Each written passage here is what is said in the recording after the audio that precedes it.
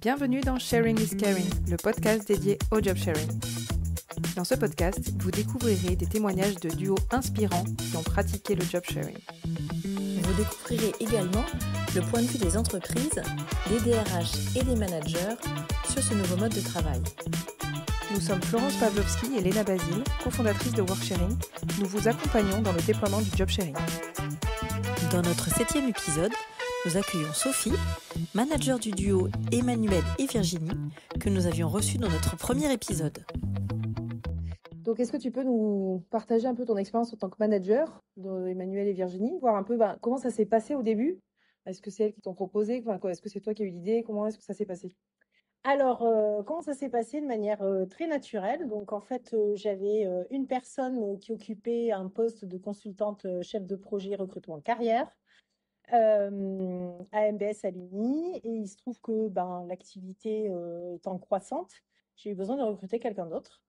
Voilà. Et moi, le job sharing, je ne connaissais pas ce concept. Donc, en fait, j'ai recruté la deuxième personne en me projetant sur le fait qu'elles allaient partager un tout petit bureau, séparé par un plexiglas, mais vraiment un tout petit bureau. Et donc, voilà, dans mon recrutement, je me suis dit, bon, il faut que ce soit quelqu'un qui soit en cohérence avec Virginie, qui partage ses valeurs, qui partage les valeurs du service, les valeurs de l'école, évidemment.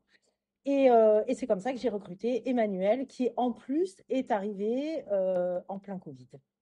Voilà, donc je crois que 2 mois après son arrivée, on était tous confinés. Donc au début, c'était vraiment pas du job sharing. D'accord. Et est-ce que tu as une anecdote à nous partager sur qu'est-ce qui t'a le plus surpris, qu'est-ce qui t'a le plus étonné, on va dire, lorsque tu as mis en place Alors, le job sharing s'est mis en place toutes les deux. Donc après le Covid, elles se sont retrouvées toutes les deux, donc elles ne se connaissaient quasiment pas. Donc elles ont appris à s'apprivoiser toutes les deux, à se connaître. De suite, je ne m'étais pas trompée, ça m'a fait plaisir, donc la mayonnaise a pris entre les deux. Et c'est elles spontanément en fait qui sont venues me dire, écoute Sophie, au-delà d'avoir nos adresses mail perso, on aimerait avoir une adresse mail générique, parce qu'en fait toutes les deux, on est exactement sur la même activité. Et puis comme ça nous permettrait d'avoir le même niveau d'information. Ça nous permettrait, alors je dis, écoutez, moi, si ça vous va, si ça fonctionne, si la mayonnaise prend entre vous et si vous vous faites assez confiance pour partager une adresse mail, allons-y. Moi, il n'y a pas de souci là-dessus. Donc, ça a été vraiment une démarche de leur part de me proposer de partager leur activité dans les faits et au travers d'un outil qui était notamment la boîte mail. Ok, et du coup, comment est-ce que ça s'est mis en place de façon opérationnelle? C'est-à-dire que, ok, ça a commencé par la boîte mail, et ensuite elles ont dit qu'elles voulaient du coup partager l'activité. Oui. Toi, en tant que manager, comment est-ce que tu as géré, on va dire, déjà les missions, les objectifs, tu vois, toute cette partie organisation d'activité quelque part? Alors, moi, je leur ai laissé l'opportunité en fait de me proposer leur propre organisation. Parce que je ne maîtrisais pas leur activité au sens propre du terme. Moi, je suis un manager qui, je dis toujours que oui, je suis manager parce que j'avais le titre, mais voilà, c'est plus des collègues de travail et c'est des gens qui sont tout à fait autonomes. Donc, je leur ai demandé de me proposer une organisation, ce qu'elles ont fait.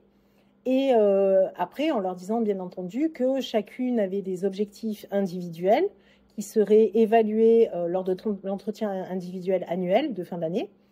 Mais voilà, moi, c'est elles qui m'ont proposé en fait leur organisation au-delà de la simple boîte mail. Donc c'était, voilà, moi je vais plutôt m'occuper de cette partie-là, moi plutôt d'une autre. Mais voilà, sache Sophie que on s'engage à ce que quand il y en a une qui n'est pas là pour raison XY, l'autre puisse prendre le relais sans rupture de l'activité. Ok. Voilà. Est-ce que tu avais des craintes particulières, toi, ou des réticences quand ça s'est mis en place? Alors non, je n'avais pas de crainte parce que ma relation de manager avec mon équipe était basée sur la confiance, puisque c'est moi qui les avais recrutés. Donc voilà, on va dire que je travaille pas mal à l'instinct.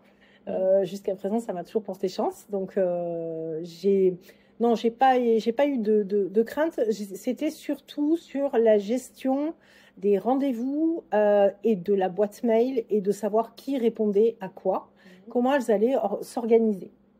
Donc, moi, je leur ai dit, attention, je veux pas de oui, mais c'est moi, c'est à moi de répondre et c'est l'autre qui a répondu, ou ou Emmanuel qui me dirait, par exemple, bah non, Sophie, moi, tu vois, j'aurais dû répondre et puis Emmanuel l'a pas fait. Enfin bon, voilà.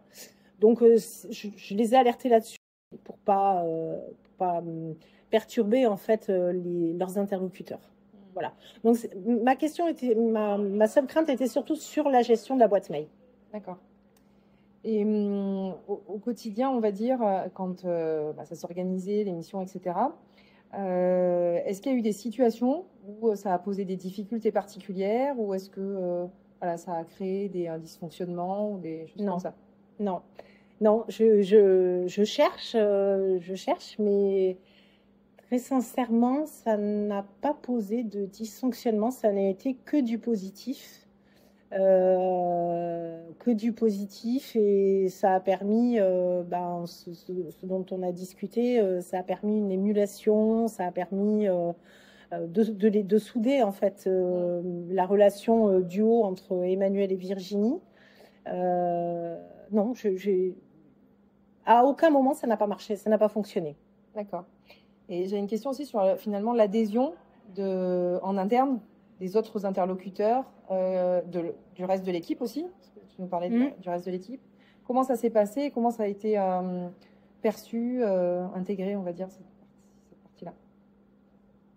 Mais tout s'est fait tellement naturellement que j'ai pas grand-chose à dire dessus. La seule chose que je relatais plus en amont dans la matinée, c'est que le duo a tellement bien fonctionné que quelquefois, que ce soit moi en tant que manager, ça m'a beaucoup challengé et je les ai vus arriver soudés en voulant absolument mettre en place un projet qui était un peu plus innovant, etc.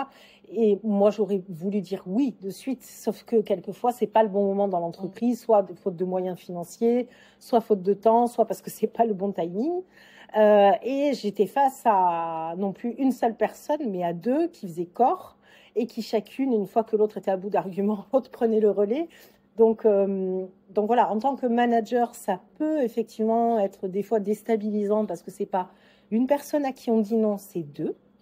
Ce sont deux personnes à qui on va refuser à un moment donné le projet. Après, quand on l'accepte, l'enthousiasme il est multiplié par deux. C'est top aussi. Et les interlocuteurs en interne, en tout cas, chacun avait peut-être son interlocutrice pas préférée, mais dédiée. Mais il savait aussi très bien, si Emmanuel était en vacances, il savait très bien que Virginie aurait les informations à ce moment-là. Et l'inverse, quand Virginie n'était pas là, il savait très bien qu'en écrivant un mail à Emmanuel, Emmanuel pourrait répondre absolument sur l'avancée du dossier. Voilà. Donc en interne, aucun problème. En externe, j'ai pas eu l'impression non plus que les alumni qui étaient suivis par Emmanuel ou Virginie aient eu à se plaindre. Chacun avait son interlocutrice dédiée, mais pareil, voilà, quand il y avait un suivi de dossier, ils pouvaient aussi switcher sur l'une ou l'autre. Donc il n'y a pas eu, j'ai pas le souvenir que ça ait posé problème à n'importe quel moment. En tant que manager, quels ont été pour toi les bénéfices de la mise en place de ce mode de travail pour les collaboratrices, mais aussi pour toi en tant que manager? Alors, moi, je vois des bénéfices directs, immédiats. Donc, c'est, je disais un cerveau plus un cerveau, c'est égal 3 cerveaux. C'est-à-dire que l'énergie d'Emmanuel combinée à l'énergie de Virginie, c'était un déploiement d'énergie des fois, voilà. Donc, le bénéfice direct, moi, en tant que manager, c'était... je voyais arriver ou l'une ou l'autre ou les deux en même temps avec des projets, de l'innovation, des salariés qui phosphoraient, des collectifs phosphorés qui se posaient des questions et le questionnement de l'une faisait émerger des idées chez l'autre. Et voilà, donc alors vraiment le bénéfice direct en tant que manager d'avoir toujours un pôle en fait d'innovation, voilà, ça phosphorait tout le temps. Donc ça, voilà, pour moi, c'est essentiel. Parce que j'avais besoin, moi, que l'équipe, en fait, soit assez autonome pour me proposer des projets. Alors, des fois, c'était oui, des fois, c'était non. Mais en tout cas, ils avaient tout le loisir de l'exposer. Donc, bénéfice vraiment direct sur l'équipe. Voilà, en tant que manager, c'était ça. Et pareil, hein, au sein de l'équipe, ça veut dire que voilà, ça faisait émerger, ça pouvait aussi être un moyen de tirer les autres membres de l'équipe vers le haut, même si elles n'en avaient pas forcément besoin, mais il y a des moments où... voilà, et pareil aussi, quand il y a une petite baisse de régime dans le duo, j'ai eu de la chance, c'était jamais en même temps. Donc, quand c'était Emmanuel qui était en baisse de régime, Virginie était au top. Donc, mais non, t'inquiète pas, Emmanuel, on va faire ci, on va faire ça. Et à l'inverse, quand c'était Virginie, c'était Emmanuel qui prenait le relais. Mais non, Virginie, t'inquiète pas, voilà. Et des fois, il y avait une qui avait un problème et l'autre lui trouvait la solution parce que forcément, elle était peut-être avec un regard un peu plus extérieur. Donc, en fait, voilà, il y avait une auto-alimentation des idées et une autorégulation des problèmes. Donc, en tant que manager, tout bénéfice. Ouais, tu dirais que ça t'a fait gagner du temps? Oui. Ouais. Du temps, de la bonne humeur, de la cohésion et une cohérence dans les missions, en fait. Voilà, une cohérence dans les missions. Donc, c'était que bénéfique. Ce matin, tu disais que ça t'avait aussi challengé, un peu tiré vers le haut, entre guillemets, t'obliger peut-être à faire des choses différemment que ce que tu aurais fait si elles étaient seules. Qu'est-ce que... Eh bien oui, parce que ce que je te disais, c'est que c'est plus difficile de trouver les arguments quand tu es face à deux personnes qui ont construit ensemble leur argumentaire et qui veulent défendre leur projet, qui veulent défendre sa mise en place et qui savent pourquoi elles le font, etc. Et c'est plus difficile d'y résister quand il faut y résister parce que, bon, elles me connaissent, 3/4 du temps c'était oui et avec grand plaisir, mais il y a quelques fois où malheureusement il y a des choses qui étaient indépendantes de ma volonté, j'étais obligée de retarder en tout cas le projet, j'ai jamais dit non, mais j'ai retardé le projet. Et c'est là où c'est challengeant pour un manager, c'est que c'est presque à 3 personnes qu'on dit non. C'est Emmanuel, Virginie et le duo. Et justement, c'est intéressant cette notion aussi à moi de fusion en fait. De fusion. Souvent, on a des duos qui se disent fusionnels en fait, et ça va même au-delà de l'environnement professionnel d'ailleurs souvent. Et d'ailleurs, c'est des jeunes femmes qui sont restées amies alors qu'elles ne font plus partie du même service. Ouais, donc ça ne m'étonne pas parce que c'est souvent le cas. Ouais. Est-ce que tu vois, toi, justement, par rapport à ce côté fusionnel, des limites au fonctionnement interne, que ce soit dans l'équipe, dans l'écosystème ou avec toi en tant que manager? Alors, là, en tant que manager, là où il faut être très vigilant, en plus, on était une petite équipe, c'est que ce duo ne se constitue pas comme une sous-équipe dans l'équipe et s'auto-alimente et vive quasiment en autarcie au sein de l'équipe. Parce que, de manière naturelle, hein, sans y réfléchir, sans penser à mal, mais ça fonctionne tellement bien entre elles que finalement, voilà, c'est facile d'aller. Elles s'autosuffisent, voilà, peut-être en oubliant qu'elles sont dans l'équipe. Donc, moi, j'ai été vigilante là-dessus, on n'est jamais allé jusque-là. Mais je pense qu'en termes de management, c'est un point peut-être de vigilance à avoir quand on a un duo qui fonctionne très bien, et encore, je le répète une fois, avec du job sharing à 100%, avec 2 personnes qui sont du lundi au vendredi, en face à face, dans un petit bureau, et qui partagent absolument tout, y compris peut-être les activités extra-professionnelles au sein de l'école, la chorale, voilà, donc vraiment, ça allait bien au-delà de leur relation professionnelle. Donc, il faut, voilà, en termes de management, c'est ça. Et après, on était sur les limites. Les limites que tu vois pour justement ce côté, parce que finalement, c'est un prérequis d'être dans l'alchimie. Complètement. Sinon, ça ne fonctionne pas. Et en même temps, ça peut créer effectivement des freins ou des limites ou des risques Des risques, alors moi je ne l'ai pas vécu du tout, mais j'imagine aussi que si le duo à un moment donné se ligue contre le manager, j'imagine que ça doit être très compliqué pour le manager. Moi je ne l'ai pas vécu, donc, mais j'imagine très bien que si mon duo de Virginie et Emmanuel s'était ligué contre moi, ça aurait été très difficile parce que voilà, là, on se retrouve seul et il y a une vraie force qui se dégageait de ce duo. Donc, ça a toujours été dans la force positive. Je les en remercie. Mais j'imagine qu'à l'inverse, un manager face à un duo qui se ligue contre lui, compliqué. Très compliqué. Par rapport à cette expérience, est-ce que, j'ai une question, c'est est-ce que demain tu recommencerais avec un autre duo dans cette expérience ou ailleurs, hein? Alors, oui, je recommencerai, mais pas forcément en ayant l'idée de créer un duo de job sharing, en tout cas à 100%. Voilà. J'imagine qu'en temps partagé, il y a de l'espace pour le duo de s'exprimer. En job sharing 100%, je ne partirai pas en me disant je vais faire du job sharing 100%, voilà, c'est mon objectif. En revanche, si deux personnes sur la même activité, j'essaierai de... Si je vois que la mayonnaise prend, qu'il y a une alchimie et qu'il y a... j'essaierai d'inciter à faire du job sharing. Voilà. Mais je mets vraiment une grosse différence entre le temps partagé et le temps plein. Oui, temps partiel. Et le temps partiel, pardon, et le temps plein. Ok. En temps plein, je pense qu'on ne peut pas... c'est encore plus compliqué.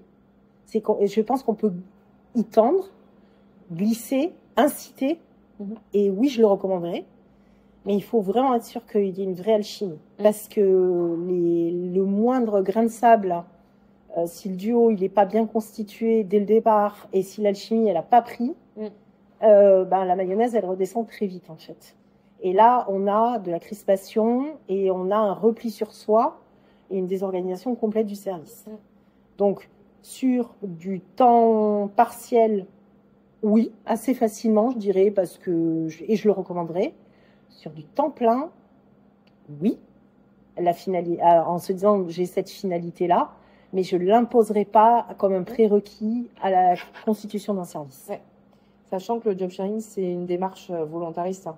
C'est vrai que si tu as deux personnes qui ont envie de bosser ensemble et qui ont envie de pratiquer ce mode de travail, tu as peu de chances que ça marche. Ouais, exactement. Ouais. Et si tu devais donner, parce qu'il y a des managers voilà, qui peuvent être un peu réticents ou frileux ou en questionnement, on va dire, sur ce mode de travail qu'ils ne connaissent pas, quels seraient les conseils ou les tips, les trucs et astuces que tu pourrais partager?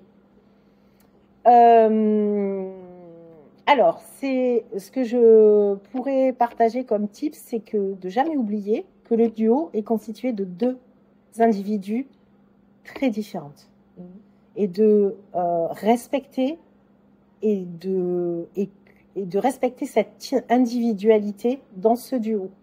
C'est-à-dire que Virginie et Emmanuel n'avaient pas le même âge. Elles étaient assez différentes au niveau caractère.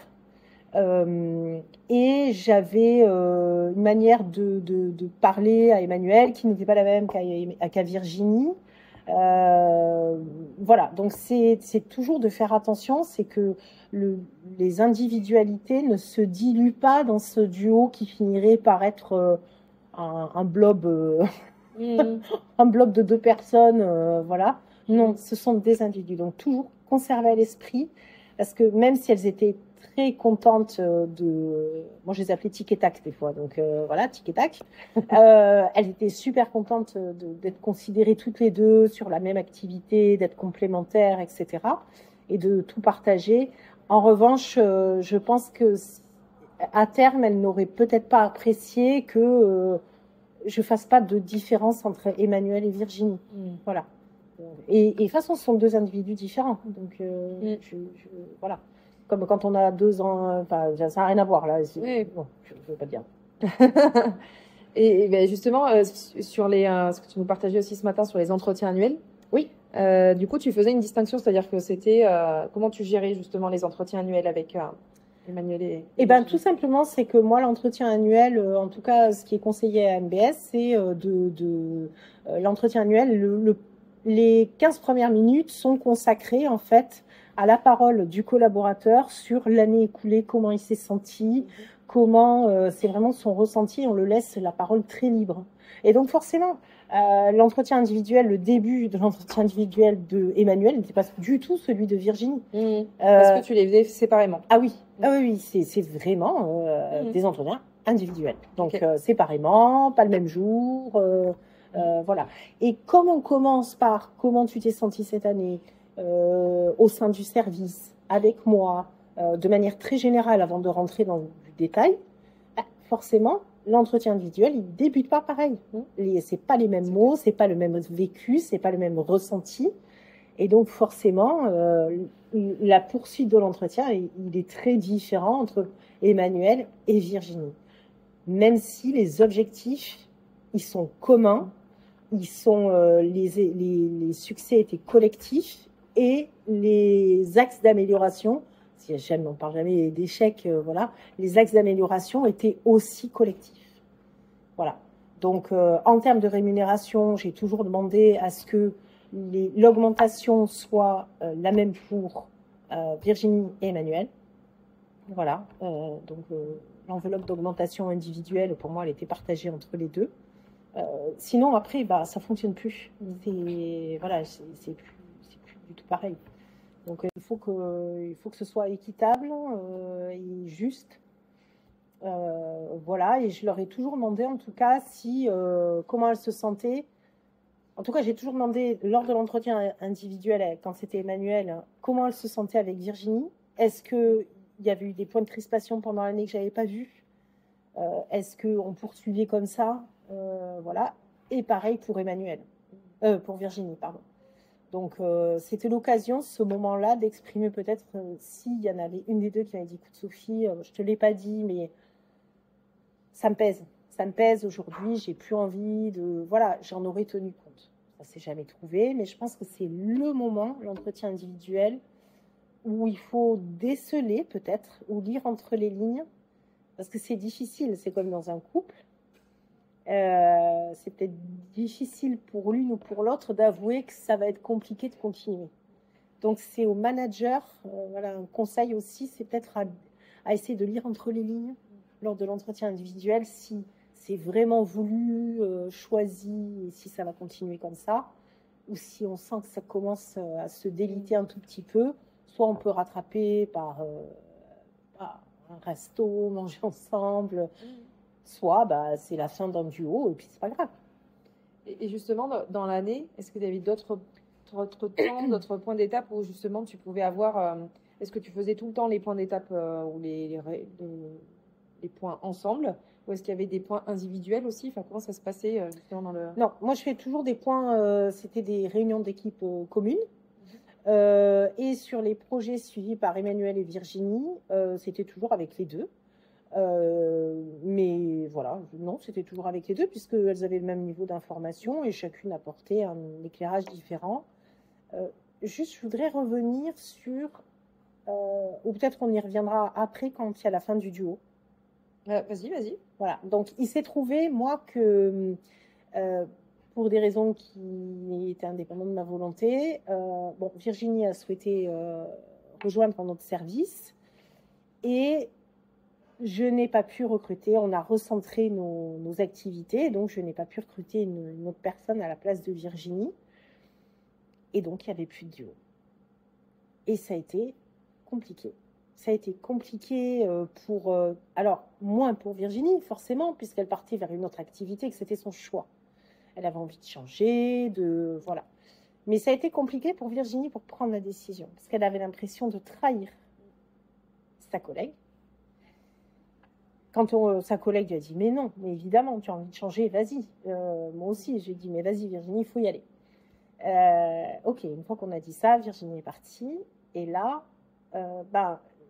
ça serait bien de discuter avec Emmanuel. Mais moi, en tant que manager, j'ai vu comme un choc, en fait, de se retrouver toute seule dans le bureau, de phosphorer toute seule, de se dire... voilà, ça a été comme un deuil, en fait, de ce duo, de retrouver la motivation, de retrouver cette énergie qu'il y avait. Voilà, donc ça aussi, en tant que manager, il faut être hyper vigilant à accompagner quand le duo n'est plus, mais n'est plus alors que ça fonctionnait bien. Bon, quand il n'est plus et que ça ne fonctionnait pas, finalement, c'est un soulagement pour tout le monde, on n'en parle même pas. Mais quand ça fonctionnait bien et que malheureusement, il n'y a plus de duo, là, il faut accompagner cette... c'est comme un ballon qui se dégonfle, en fait. Et voilà, Emmanuelle, de manière très transparente, elle m'a dit au début, j'ai un peu de mal, je me retrouve toute seule, voilà. Donc, c'était accompagner le salarié et le collègue à reprendre, en fait, son activité en main et à lui dire, écoute, ben, ok, là, aujourd'hui, tu es toute seule, donc ça veut dire que tu recentres ton activité. Ben, vas-y, crée-la, propose-moi des choses. Enfin, de nouveau, partir sur l'innovation, la création. Et je lui dis, je t'écoute, je suis là, je ne suis pas Virginie, mais voilà, on peut en discuter toutes les deux. En tout cas, tu ne seras pas toute seule pour phosphorer dans ton coin. Voilà. Ouais, et ça, c'est peut-être important, effectivement, aussi de l'anticiper. C'est un sujet qu'on n'anticipe peut-être pas suffisamment, alors côté manager et côté aussi duo, hein, de se dire finalement comment est-ce que ça va se passer à la fin. Je ne l'avais pas du tout anticipé, mais pas du tout. J'avais toujours anticipé que, moi j'ai toujours dit aux gens de mon équipe, si vous avez envie de changer, mais allez-y, tant mieux, je vous regretterai, mais tant mieux, allez-y, je suis contente pour vous. Mais en revanche, je n'avais absolument pas anticipé ce duo. Enfin, comme je t'ai expliqué, je ne savais pas ce que c'était le job sharing, donc j'en faisais sans le savoir. Ça s'est mis en place de manière tellement naturelle, etc., que moi, j'ai jamais fait des plans sur la comète en me disant... Alors que si on m'avait expliqué le concept et si j'avais mis en place ce job sharing en toute connaissance de cause, peut-être que j'aurais anticipé la fin de ce duo. Alors que là, pas du tout. Donc, effectivement, une fois qu'on a ce concept, je pense qu'il faut en prendre toutes les dimensions. Alors que moi, ça a été de l'instinct de tout le monde, en fait, de la part de tout le monde. Ce qui est super, hein, parce que ça a été très naturel et puis ça s'est fait de façon très fluide. Ouais. Mais c'est vrai que du coup, le choc, entre guillemets, en tout cas, le moment où c'est retombé, ça peut être un peu aussi violent pour la personne qui se retrouve toute seule, en fait. Ça a été violent. Ouais, ça a été violent, ça a déséquilibré l'équipe pendant un moment. Parce que quand une équipe s'entend bien et qu'il y a une bonne communication, je dis pas net s'en va, tout est dépeuplé, mais sinon Virginie. Mais c'est vrai que voilà, c'était un élément important dans l'équipe et quand elle est partie, on était tous un peu déséquilibrés et encore plus par ce duo qui n'était plus. Donc c'était voilà, Emmanuel a dû avoir d'autres relations avec Dominique, d'autres relations avec Coralie, d'autres relations avec moi.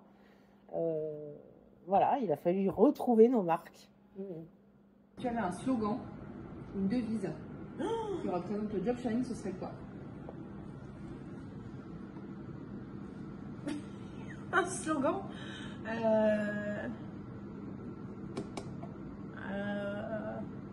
avec le job sharing, gagner en efficacité et en bonne humeur. Voilà, pour moi, c'est ce que... Si je devais résumer, c'est ça, c'est efficacité, bonne humeur et innovation. Voilà. Super. Merci beaucoup. Est-ce que tu as des choses que tu voulais rajouter ou des éléments qui te paraissent importants à partager? Non, je ne suis pas sûre que le job sharing soit fait pour tout le monde. Voilà, clairement. Je pense que c'est, comme tu l'as dit, il faut que ce soit que ça parte d'une vraie envie, qui est une vraie osmose entre les deux personnes qui vont constituer le duo. Il faut accepter qu'il y ait une évolution, comme dans un couple, à un moment donné, un qui a des envies ou une évolution différente de l'autre. Il faut accepter que on n'ait plus le duo à disposition et que du jour au lendemain, voilà, ça s'arrête. Et c'est pas un échec. C'est pas un échec, c'est juste que voilà, c'est la fin d'une histoire et l'occasion peut-être d'en écrire une autre, mais que voilà, moi j'ai vu que du positif Voilà, mais je suis pas sûre que ça soit fait pour tout le monde. En revanche, je pense que quand c'est fait, quand c'est voulu, il n'y a que des bénéfices pour le manager, le duo, l'entreprise, les parties prenantes. Ok, et ben merci beaucoup en tout cas pour ce retour d'expérience qui était super intéressant. Merci beaucoup. En tout cas, moi, j'étais ravie de savoir que je faisais quelque chose d'innovant sans le savoir. C'est ça qui est innovant. Voilà, et je suis ravie de pouvoir mettre un mot dessus. Donc, merci pour l'explicitation aussi de ces conseils et de ce concept. Nous sommes ravis d'avoir passé ce moment avec vous. Nous espérons que vous en avez appris un peu plus sur le job sharing. Si vous avez aimé l'épisode, n'hésitez pas à le partager.